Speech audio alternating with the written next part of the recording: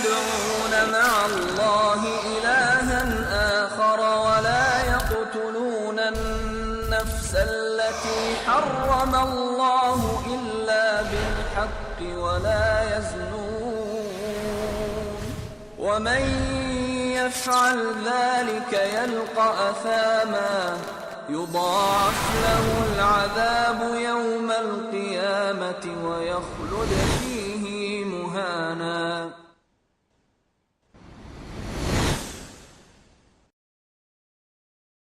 कुछ शायरी तो ऐसी होती है कि जो हमारे भाई जो ये शूट कर रहे हैं इन्होंने सुनी और वाह वाह कह दिया और इनके दिल में लगी और पसंद आ गई इनको। कोई चीज ऐसी होती है इन्होंने अभी मैंने शेर अगर पढ़ा और इन्होंने कहा यार क्या बाउंसर लगाकर चलेगा हामिद इकबाल, इनकी बात तो समझ में ही नहीं आई।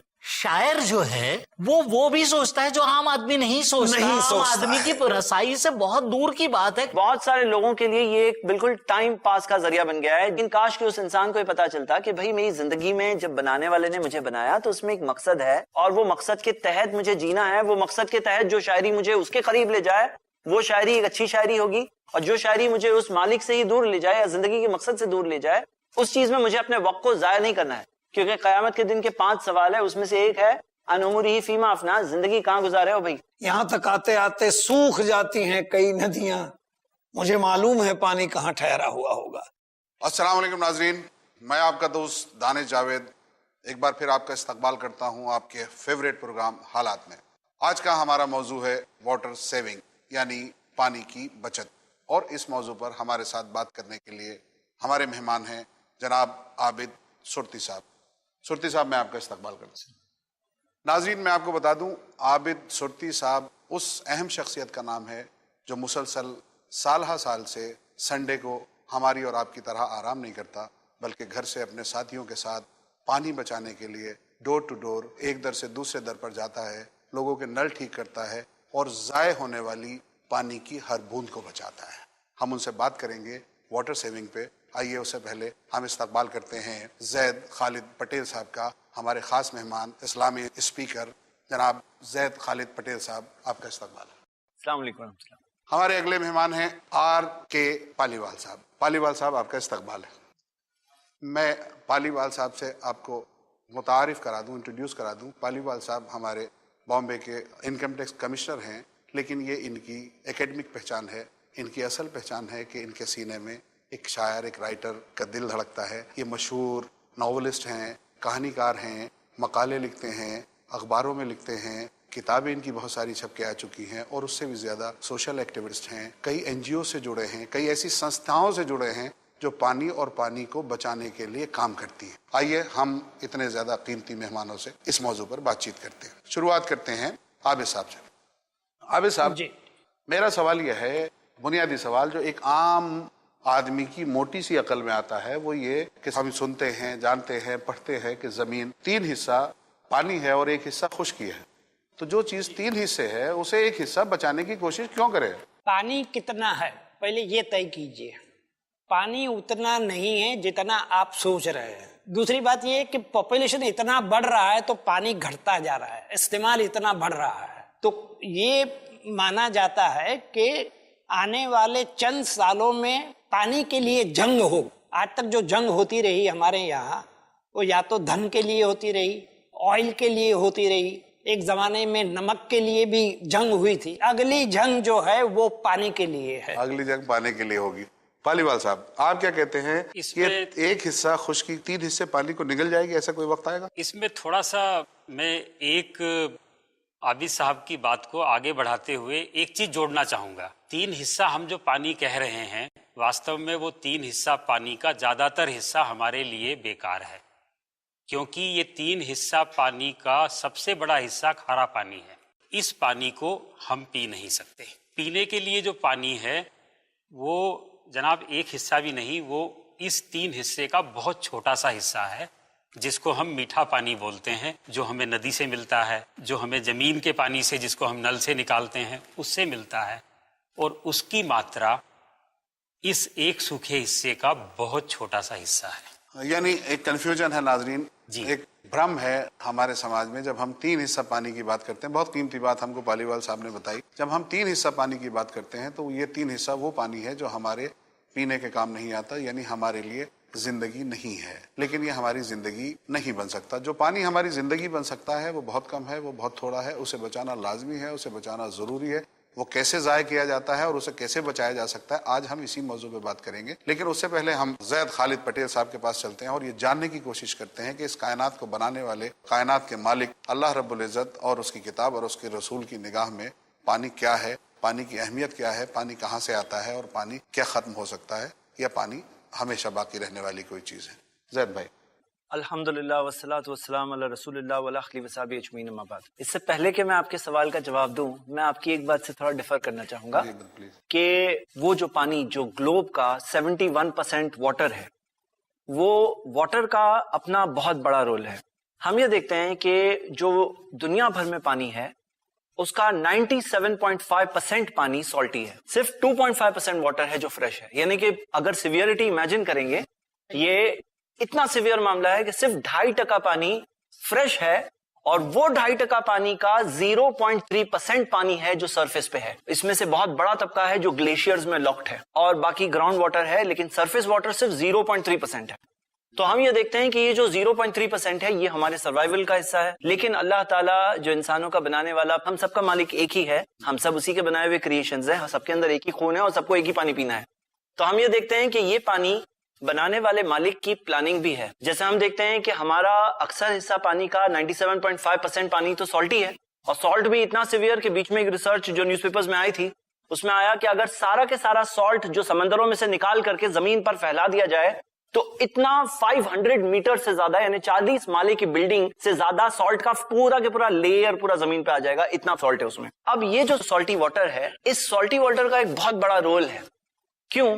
क्योंकि हम देखते हैं कि हमारे एनवायरनमेंट में जो बैलेंस मेंटेन रखने के लिए इतना पानी तो रिक्वायर्ड था, अब हमें पीने के लिए फ्रेश पानी चाहिए। एक ऐसे मैकेनिज्म की जरूरत थी जो मैकेनिज्म इस सॉल्टी वाटर को फ्रेश में कन्वर्ट करके हमें सप्लाई कर दें, और वो मैकेनिज्म भी ऊपर वाले ने रखा है। जो हम देखते हैं कि पानी भाप बन के जब ऊपर जाता है और बारिश बन के जब बरसता है तो फ्रेश पानी बरसता है, यानी कि हमें जो पानी चाहिए वो पानी होता है। Water cycle. तो जितना पानी इवेपोरेट होता है समंदरों में से, उतना ही पानी जाकर के बरस भी जाता है। अगर ये नहीं होता तो सब इवेपोरेट होकर अगर बाहर निकल जाता है यूनिवर्स में, तो हम देखते हैं कि हमारे समंदर सर्टेन टाइम के अंदर सूख जाते हैं। ये उसका प्रिजर्वेशन है, वाटर का प्रिजर्वेशन है कि हमारे पास एक एटमॉस्फेयर है, वो पानी को बाहर जाने से रोक देता है।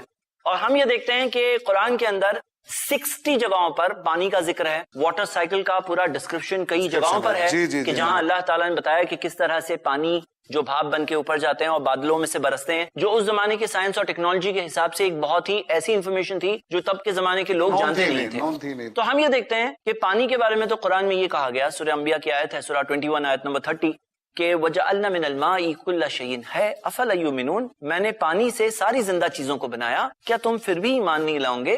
तो हम देखते हैं कि सारी की सारी जिंदा चीजें, उसके अंदर सारी चीजों के अंदर बेसिक बुनियादी सब्सटेंस है वो सेल है, और सेल के अंदर 60 to 80% पानी होता है, वाटर होता है। जो साइटोप्लाज्म जो सेल का बेसिक कंपोनेंट है उसमें 60 to 80% वाटर होता है।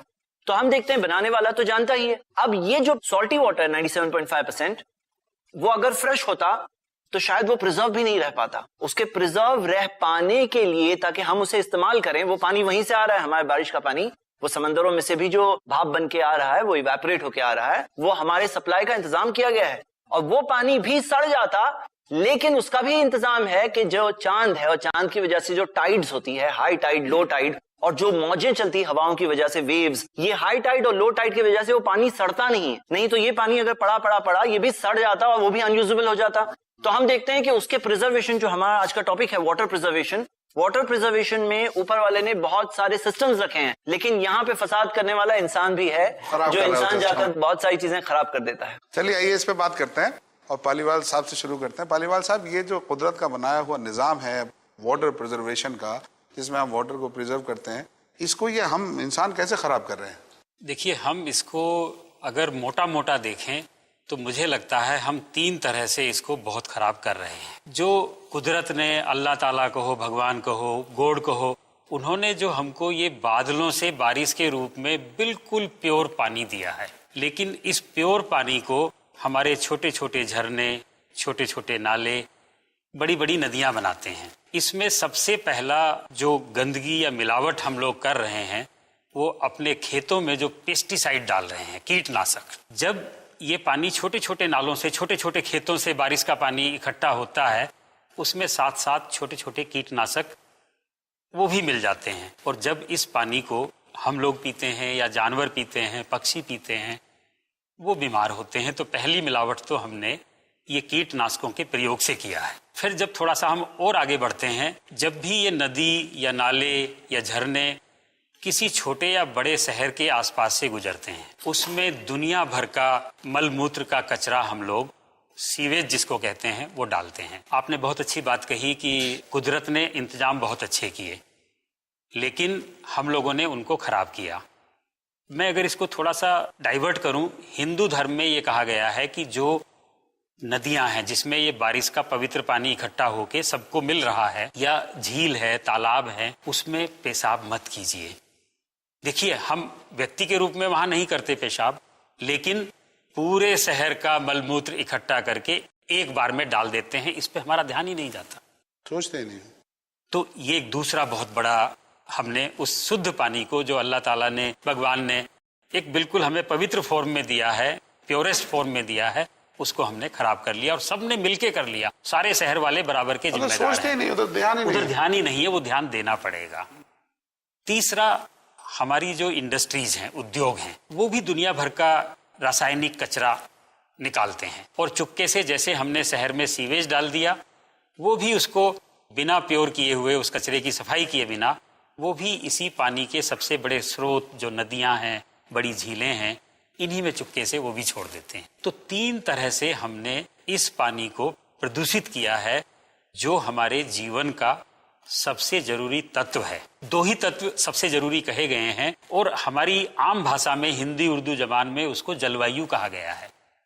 अब आप देखिए, जलवायु में भी जल पहले आया है, क्योंकि जीवन सारा जल से ही उत्पन्न हुआ है, और इसको आगे बढ़ाने के लिए जल सबसे जरूरी है, और उसके साथ वायु चाहिए। तो जब हम जल पे बात करेंगे तो हमें पूरी जलवायु को भी साथ साथ लेके चलना पड़ेगा, बात करनी होगी। नाजरीन, हमें पालीवाल साहब ने बताया कि हम कुदरत के इस वाटर क्लीनिंग सिस्टम को 3 तरह से पोल्यूट करते हैं। एक हमारा खेत खलिहानों का पेस्टिसाइड कचरा, एक हमारा सोशल कचरा, और एक हमारा इंडस्ट्रियल कचरा, जो हम अपने नदी नालों और झरनों में शामिल करके उसे पोल्यूट कर देते हैं, और एंड यूजर तक पहुंचते पहुंचते वो बहुत ज्यादा और इंतहाई पोल्यूटेड हो जाता है, नुकसानदेह हो जाता है। आइए हम आबिद साहब के पास चलते हैं और आबिद साहब से सोशल कचरे पे बात करते हैं, क्योंकि आप मुसलसल, आबिद साहब, सोशल लाइफ में वाटर सेविंग पे काम कर रहे हैं, आपने अपने आपको डिवोट किया हुआ है। और नाजरीन, मैं आपको बता दूं कि आपका काम इतना ज्यादा है कि मुख्तलिफ रसालों में nationally and internationally Abid Surti साहब की संस्था और खुद उनकी खिदमात का भरपूर ताउन किया गया है, तारुफ किया गया है, तारीफें की गई हैं। और मैंने तो यहाँ तक सुना है, आप बताएंगे सच क्या है, कि आपने जितना काम किया है और जिस लगन से काम किया है, तो आपका नाम Guinness book of world records में आने को है। पहले तो मुझे ये बताइए कि ये खबर कहाँ तक सच्ची है? पहली बार सुन रहा हूँ। मुझे बताई गई, किसी ने बताया मुझे? नहीं, मुझे पता नहीं। खुदा करे, अगर खबर सच्ची भी नहीं है तो नाज़रीन आइए हम सब मिलकर दुआ करें कि खबर सच्ची हो जाए। ये आदमी वाकई ऐसे अवार्ड का हकदार है। नाजरीन, गुफ्तगू दिलचस्प भी है और इंफॉर्मेटिव भी, इसलिए छोड़ के जाने को दिल तो नहीं चाहता, लेकिन ब्रेक हमारी मजबूरी है। आप कहीं जाइएगा मत, हम अभी वापस लौटते हैं।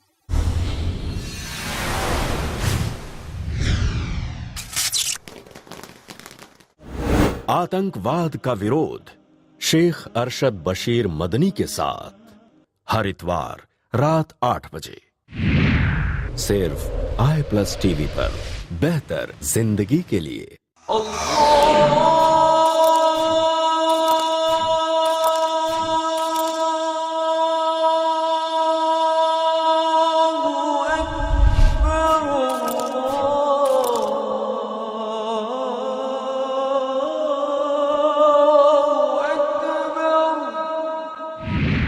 सिर्फ i+ टीवी पर, बेहतर जिंदगी के लिए।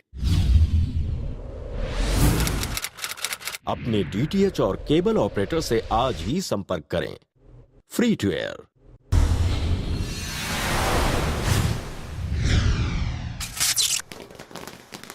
नाजरीन, मैं आपका दोस्त दानिश जावेद एक बार फिर आपका इस्तकबाल करता हूं ब्रेक के बाद। आइए पानी और पानी को बचाने की गुफ्तगू का ये सिलसिला आगे बढ़ाएं।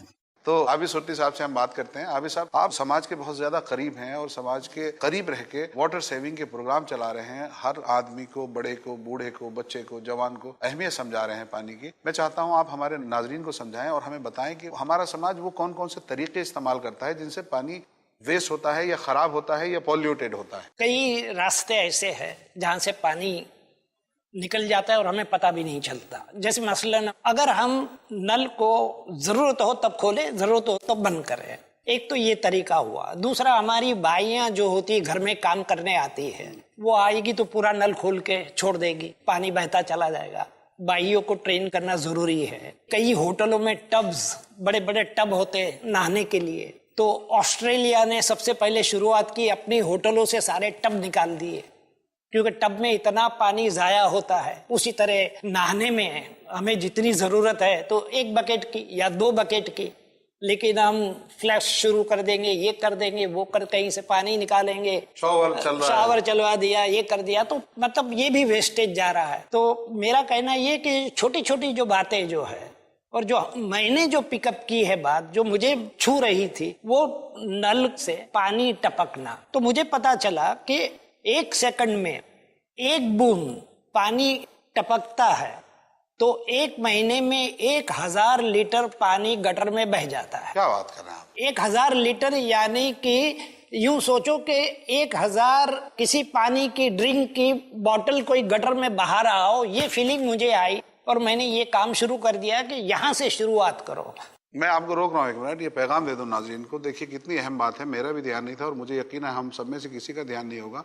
आबिद सुरती साहब ने कितनी अहम इंफॉर्मेशन हमें दी है कि हमारे घरों के जो नल होते हैं, किचन का नल, वॉश बेसिन का नल या बाथरूम टॉयलेट का नल, वॉशरूम का नल, उनसे टपकने वाला 1 सेकेंड में 1 बूंद पानी महीने के आखिर में 1000 लीटर पानी का नुकसान करता है। और 1000 लीटर पानी आप यकीन कीजिए कि एक घर को अच्छा खासी सेहत और अच्छा खासा रिसोर्स दे सकता है। आइए हम इसी मौके पे, मैंने गुफ्तगू इसलिए रोकी, इसी मौके पे ये तहिया करें कि अपने अपने घरों में अपने अपने तमाम टेप्स को देखें कि कहीं पानी टपक रहा है तो उसे बंद कर दें। और आबिद सुरती जब आपके दरवाजे पे आके घंटी बजाएं तो आप मुस्कुरा के उन्हें ये कहें कि आबिद साहब, आपका पैगाम हम तक पहुंच गया और देखिए तमाम नल हमारे परफेक्ट हैं, 1 बूंद पानी नहीं टपका। आइए आबिद साहब।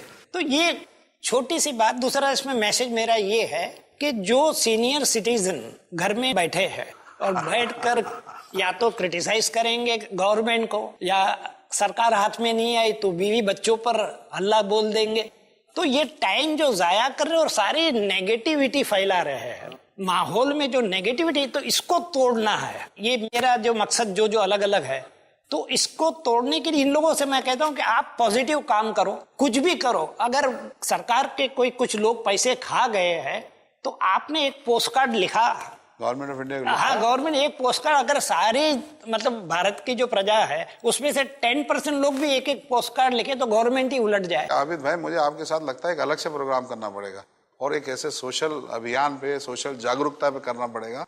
बड़ी अच्छी अच्छी बातें कर रहे हैं हम तो ये सारी बातें मुझे खल रही थी। यानी 1 बूंद पानी मिला के 1000 लीटर जाया हो जाता है। अब मेरे दिमाग में फौरन आपकी इस गुफ्तगू से बात ये आई कि कितने सारे हमारे बुजुर्ग जाया हो रहे हैं घर बैठे हुए नेगेटिविटी के साथ। बिल्कुल, यही मुझे एक फायदा इसमें ये होता है कि मैं घर घर जो जाता हूँ और वहाँ जिन सीनियर सिटीजन को, मैं सीनियर नहीं हूँ ये मान के चलो तो नहीं, आप काम कर रहे हैं प्रेसिडेंट तो उन लोगों को मैं कहता हूँ कि भाई आप बाहर निकलिए, काम कीजिए, उसके बाद में क्रिटिसाइज करो, क्योंकि बाद में टाइम नहीं मिलेगा। जब आप मैं खुद काम करेंगे तो एक पॉजिटिविटी अंदर आएगी। लेकिन आज तक एक सीनियर सिटीजन बाहर नहीं निकला। अच्छा ये बताइए कि आपके इस अभियान में जब डोर टू डोर जाते हैं, कभी ऐसा भी इत्तेफाक हुआ कि आपकी मुखालफत हुई हो? 100 में से 1 शख्स ऐसा मिल जाता है जिसको ये समझ में ही नहीं आता कि ये बंदा मुफ्त में क्यों कर रहा है। कुछ ठीक करने कैसा प्लम्बर है, मुफ्त में आया तो नॉर्मली तो बड़ा स्वागत होता है, वेलकम करते हैं लोग,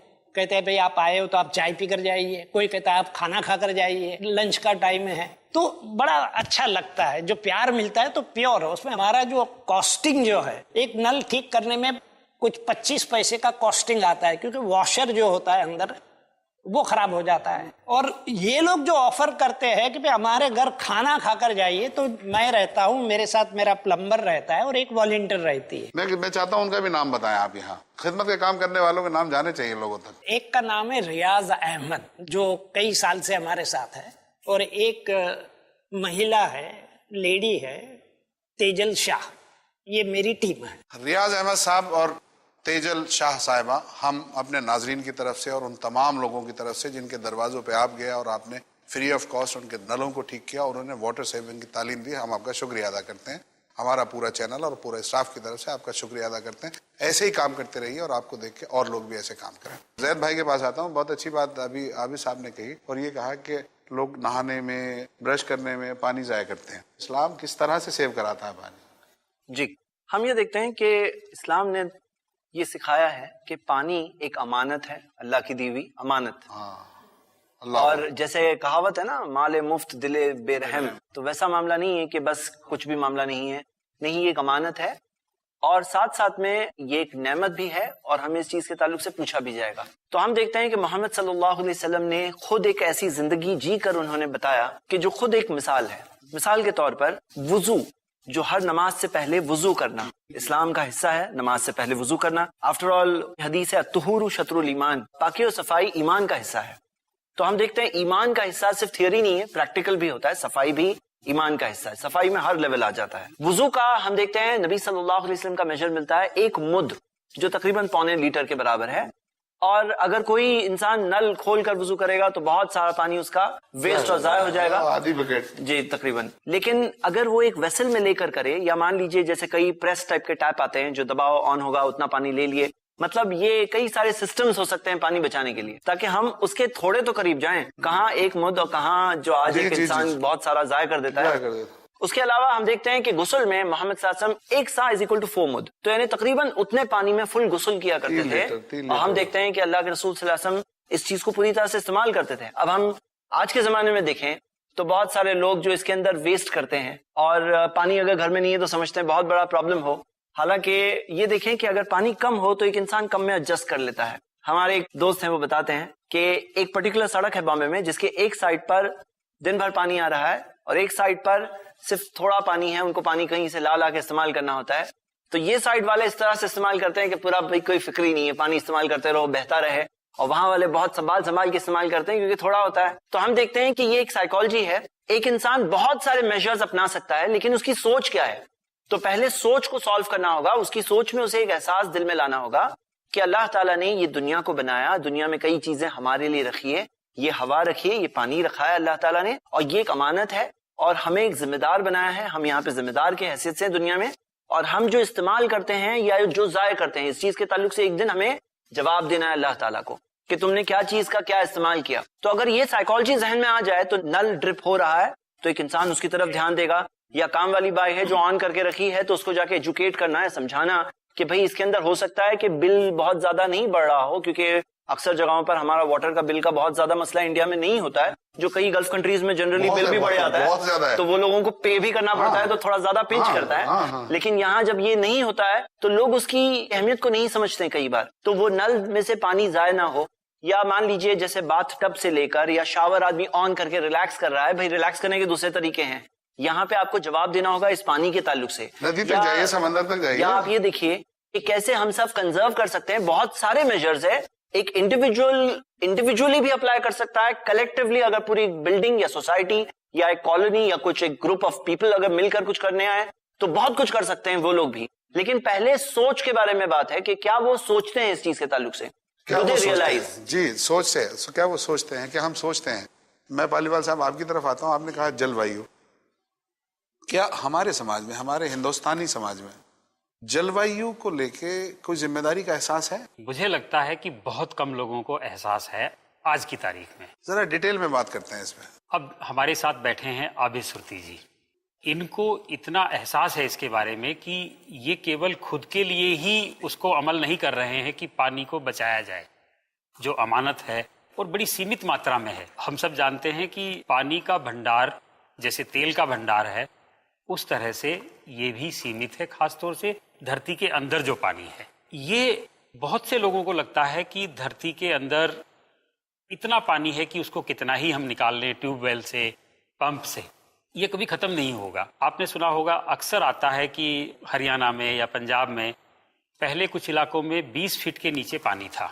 हाँ, ये मैं टोक रहा हूँ आपको बीच में, ये मैंने अक्सर सुना और देखा है कि वाटर लेवल नीचे भी जाता है, लेकिन मैंने ये भी सुना है कि ऊपर भी जाता है। हाँ, नीचे तब जाता है जब प्रकृति हमको, कुदरत हमको एक फिक्स मात्रा में पानी दे रही है बारिश के रूप में। ये पानी थोड़ा थोड़ा जमीन के अंदर जाके इकट्ठा होता रहता है।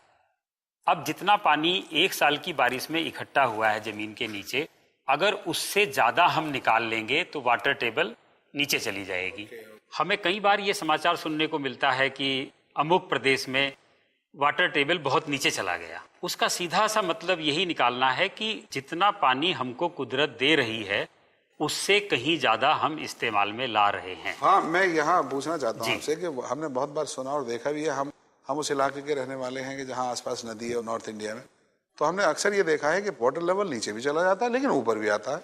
नहीं, ऊपर आजकल बहुत कम जगह आ रहा है। जहाँ के लोगों ने कुछ ऐसे वाटर कंजर्वेशन के प्रोग्राम किए हैं जिससे उस इलाके में या तो बारिश की मात्रा बढ़ी है या जितना बारिश हुई है उससे कम उन्होंने इस्तेमाल किया है। अच्छा, बारिश के होने से इसका ताल्लुक है, बारिश ज्यादा होगी तो वाटर लेवल ऊपर आएगा। जी जी। और अगर बारिश कम होगी तो वाटर लेवल नीचे जाएगा। क्योंकि हम जमीन का पानी तो लगातार निकाल रहे हैं, म्यूनिसिपैलिटी अलग निकाल रही है, किसान अलग निकाल रहा है, हाउस होल्ड के लिए छोटे छोटे नल घर घर में लगे हैं तो वो भी सब पानी निकाल रहे हैं। तो ये लगातार हमको, जब तक ये एहसास नहीं होगा हर किसान को, हर नागरिक को, हर उद्योगपति को कि हम अपनी जरूरत के हिसाब से ही पानी निकालें और वो जरूरत जितना कुदरत हमको पानी दे रहा है उससे कम हमारी जरूरत रहेगी, तभी हम अपनी आने वाली पीढ़ियों के लिए पानी बचा पाएंगे। अदरवाइज यही होगा कि हम तो मौज मस्ती से अपना जीवन गुजार लेंगे,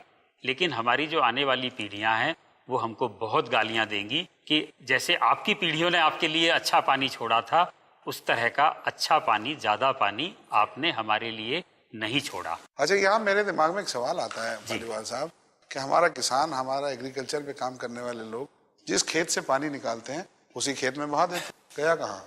नहीं, ये हमारी गलतफहमी है। क्योंकि खेत में जो हम पानी दे रहे हैं, क्योंकि खेत में सतह के ऊपर हम पानी दे रहे हैं, वहां से बहुत सारा पानी की करीब 80% मात्रा भाप बन के ऊपर उड़ जाती है, वाटर साइकिल में आ जाता है। तो नीचे से तो आपने पानी निकाल लिया, ऊपर से उतना गया नहीं नीचे तो बहुत थोड़ा सा गया जड़ों के आसपास, बाकी तो भाप बन के उड़ गया वहां से। इंसान की जरूरत कितनी है? तो 4 बकेट, 1 बकेट नहाने के लिए, 1 बकेट कपड़े धोने के लिए, 1 बकेट घर साफ करने के लिए, 1 बकेट खाना पकाने के लिए। तो हमारी जरूरत जो है बहुत सीमित है, लेकिन हम ऐसी दरिया दिल्ली से सारा दरिया ही बहा देते हैं। दिल्ली में था मैं, तो एक साहब एक गोली लेकर आए थे, टेबलेट। वो कैसा भी गंदा पानी हो उसमें आप वो टेबलेट डालिए तो पानी एकदम से शुद्ध पीने जैसा, जैसा हमारे पास यहाँ है, बिल्कुल वैसा हो जाता था। मीठे पानी और पेड़ का बिल्कुल चोली दामन जैसा रिश्ता है। जहाँ ज्यादा पेड़ होंगे वहाँ ज्यादा बारिश आती है, क्योंकि बादलों को पेड़ ही आकर्षित करते हैं। सही बुखारी की हदीस है, सही मुस्लिम में भी है, मोहम्मद सल्लल्लाहु अलैहि वसल्लम ने कहा कि थमे हुए पानी में उन्होंने मना किया कि उसमें यूरिनेट मत करो और उसमें से फिर गुस्ल नहीं करो। तो हम देखते हैं कि गुस्ल करना पड़ेगा, इस वजह से यूरिनेट मत करो। कई स्कॉलर्स जैसे इमाम नववी वगैरह ने इस चीज के ताल्लुक से बताया कि पानी में यूरिनेट करने से ही मना किया गया। वल्लज़ीन ला यदऊन मअल्लाहि इलाहन आखर वला यक़्तुलून अन्नफ्स अल्लती हर्रमल्लाहु इल्ला बिलहक़्क़ि वला यज़नून वमन